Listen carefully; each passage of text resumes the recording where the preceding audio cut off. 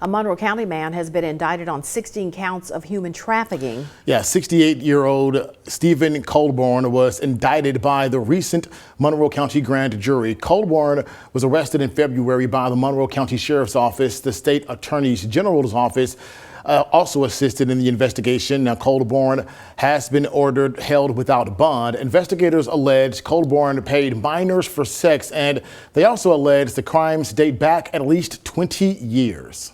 Now, it takes a lot of painstaking work to get an arrest and indictments in human trafficking cases. Our Allie Martin talked with the sheriff and the lead investigator in this case, which allegedly goes back decades. Yeah, he tells us about the efforts that goes into these investigations and what the public can look for and ways they can also help.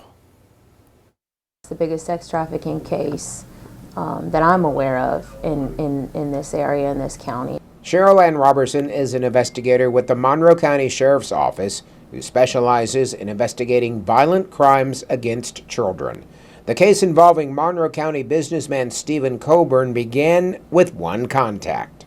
A very brave young woman came forward and began telling me her story, and that led to me talking to several other young women about this individual.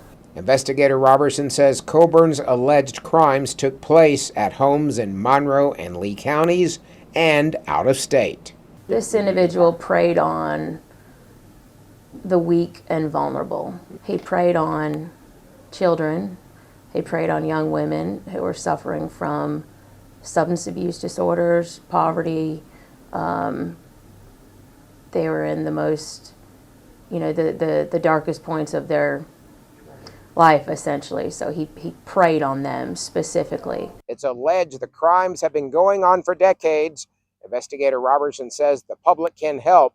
She encourages people to report anything suspicious, and she also points out there's help for victims. There's a whole community of assistance, victims advocates, everybody that we're willing to, we want to extend those resources to these victims. Monroe County Sheriff Kevin-Crook says a law passed several years ago that does not allow minors to be charged with prostitution has helped with human trafficking investigations.